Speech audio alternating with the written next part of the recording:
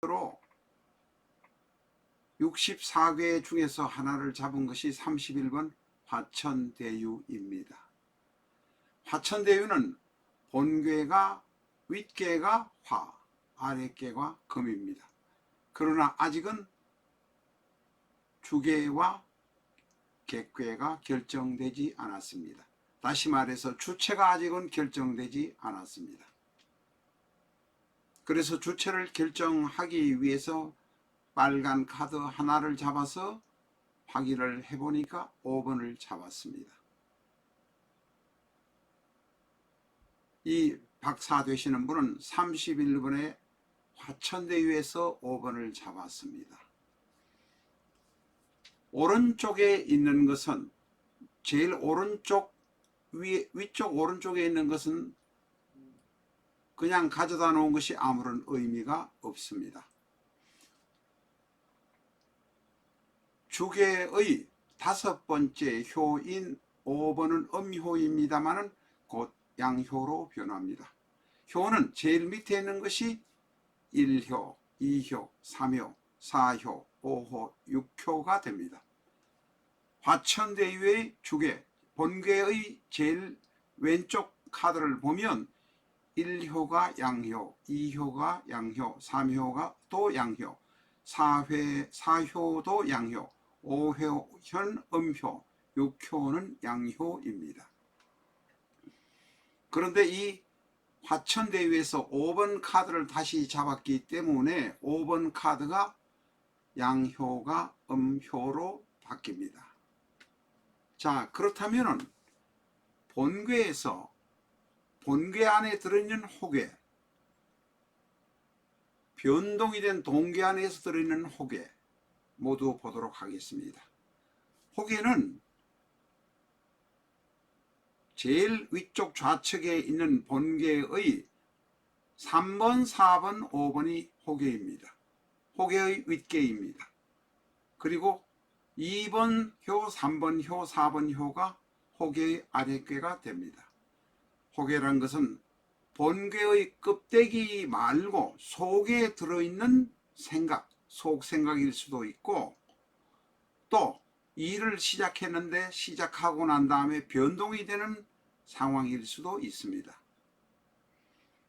이와 마찬가지로 효가 바뀌는 경우 효가 바뀐 효는 밑에 괴 둘 중에서 좌측에 있는 것이 변동된 효입니다. 5번이 음효가 양효로 바뀌어서 모든 효가 양효가 되었습니다. 1번, 2번, 3번, 4번, 5번, 6번이 모두 양효입니다. 이런 경우에는 양효의 호괴를 볼 것 같으면 다시 말해서 변동을 했는 괴가 변동이 되었는데 변동이 된 그 괴의 속사정, 말하지 못하는 딴 생각, 어떤 생각이 있는 것을 보는 것이 동괴의 호괴, 동호괴라고 합니다. 3번, 4번, 5번이 윗괴, 2번, 3번, 4번이 아랫괴가 되어서 동괴의 호괴가 됩니다. 다시 말해서 동괴에서는 모두 다 양효이기 때문에 동괴의 호괴가 되어도 모두 다 양이 될 수밖에 없습니다. 이해가 되십니까? 자, 그러면 이제 처음부터 오행음양의 세력의 변동을 보도록 하겠습니다. 저희 주역점, 속칭 6효라고 하는 주역점은 오행의 변동에 관해서 세력의 관계를 보는 것이 바로 주역점의 근본적인 키포인트입니다. 오효가 변동되기 때문에 본괴의 아랫괴 금이 바로 주괴가 됩니다. 그 위에 있는 것이 객괴가 되고 아래가 주괴가 됩니다. 그럼 모든 것은 주괴인 금을 기준으로 해서 보게 됩니다. 자, 변동 전에 금이 아랫괴이니 주괴가 화에게 제극을 당합니다. 극을 당한다는 이야기입니다. 바로 화극금이기 때문에 그렇습니다. 어떤 일을 주춤하게 일을 시작하려 하는데 처음에는 잘 안 되는 것으로 나온다. 극을 당하기 때문에 그렇습니다. 극을 당하는 것은 제일 나쁜 일입니다. 그리고 난 다음에 호계에 있는 주계를 호계에 있는 아랫계와 먼저 비교하고 그 다음에 호계의 윗계와 비교를 하게 됩니다. 다시 말해서 주계는 자기 본괴에 있는 아래 위와 비교를 먼저 하고 호계는 바로 옆에 있는 오행과 비교를 하고 그 다음에 조금 떨어진 오행과 비교를 한다 하는 것을 이해하시기 바랍니다. 그러니 일단은 본괴에서는 금은 화에게 제극을 당해서 주춤하게 되니 박사학위를 받았다고 해서 처음에 교수로 가려고 여기저기 원서를 넣고 준비를 하지만 잘 안 되고 있을 것이다 라는 것입니다.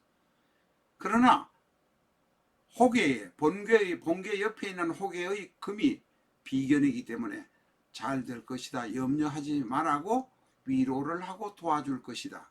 그러나 비견은 주계를 크게 물질적으로 도와주거나 예를 들면 교수 자리를 제공해주는 역할은 하지는 못한다. 이런 이야기가 되겠습니다. 그 다음에 2번이라고 써 있습니다. 아래 위에 있는 항해 행렬에 괴가 4개 있는데 그것은 이제 이야기를 말씀을 드렸고 아래에 있는 괴가 2개가 있는데 일단 변동된 괴 본괴에서 변동된 동괴를 한번 보면 모두 다 금이 되겠습니다. 다시 말해서 주계의 비견들이라 동괴가 위에도 금이고 아래는 동괴 자신입니다. 그러니 아직도 내가 용기를 잃지 않도록 도와주는 사람이 있다는 것입니다. 처음에 본괴에서 주계는 객괴에게 화극금으로 일단은 잘 안되는 상황이 진행되었습니다만 그래도 말로는 또한 형식으로 어떤 식으로 조금이라도 도와주려고 하는 비견들이 동괴와 동괴의 호계에 포진하고 있습니다. 방해하는 세력이 동괴에는 없다는 것입니다. 처음에는 본괴 시작할 때는 잘 안 되었지만 괴가 5번 카드를 잡고 나니 잘 될 것으로 판단된다는 것입니다. 시간이 조금 걸릴 것입니다. 그러나 내가 서울에 있는 K대학에 가고 싶은 것을 도와주는 사람이 여기저기 있는 것만 해도 그래도 길이 되겠습니다. 남을 배려하고 중심으로 나를 도와주는 사람을 존경하다 보면 일이 풀려가리라고 생각됩니다. 조금 시간은 걸릴 듯 합니다. 이 비견이 많은 것에 관해서는 오늘은 이야기를 더 이상 하지 않겠습니다. 오늘은 예습을 끝나고 처음으로 실전으로 주역점을 영상을 올리는 시간입니다. 이렇게 저렇게 지금 준비를 하는 것이 4시간 5시간 정도 준비를 했습니다만은 그렇게 혹시 시원한 약간 모자라는 점이 있는 점 이해해 주시기 바랍니다. 앞으로 이런 형식으로 카드로 보는 21세기 주역점 영상을 일주일에 4회 내지 5회 계속 올릴 계획입니다. 오전에는 실전적 천수 영상을 올리고 오후에는 카드로 보는 21세기 주역점을 올릴 계획입니다.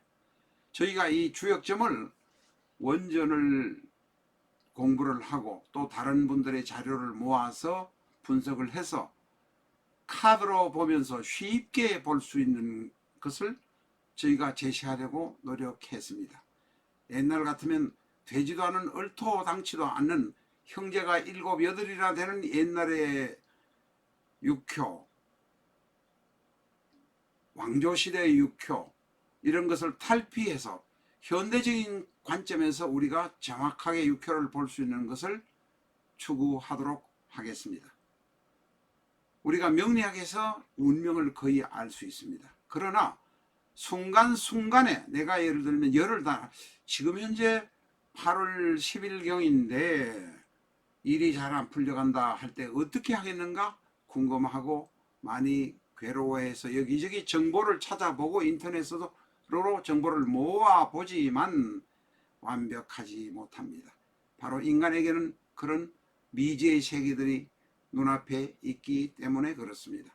그래서 주역점, 육효점을 현실적으로 현대화에 맞게 적응해서 여러분에게 제시하려고 합니다.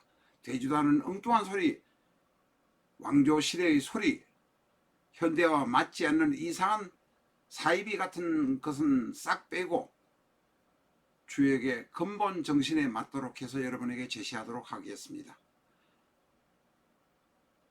공부를 깊이 하고 싶은 분들은 실전 카드로 보는 21세기 주역점 책 한 권은 사셔야 합니다. 5만원 원가로 되어 있지만 각 서점에서 대형 서점에서는 45,000원에 팔고 있는 것으로 알고 있습니다. 만약에 책을 구입하지 않으시고 그냥 카드만 사고 싶은 분이 있다면 카드도 저희가 저희 라타로에서 직접 판매할 수 있습니다. 카드는 서점에서는 판매하지 않습니다. 책에 붙어있던 생지, 원지 그대로는 10,000원에 팔 수 있고 그러니까 택배비까지 포함해서 13,000원에 팔도록 하겠습니다. 카드로 완전히 잘라서 저희가 기계가 없습니다만 기계를 한 열흘 보름 전이면 기계를 도입할 것입니다. 잘라서 받기를 원하시면 저희가 택배비 포함해서 20,000원에 팔도록 하겠습니다. 원지는 13,000원, 완전히 잘라서 카드 형태로 만든 것은 20,000원을 저희가 받도록 하겠습니다. 카드 이거 칼로 한번 잘라보니까 최소한 40분 내지 50분 정도의 시간이 걸리기 때문에 저희가 요금을 그렇게 책정했다는 점 이해해 주시기 바랍니다. 오늘 첫 영상입니다. 엉성한 점이 많습니다. 보완해 가면서 앞으로 좋은 영상을 계속 올리도록 하겠습니다. 감사합니다.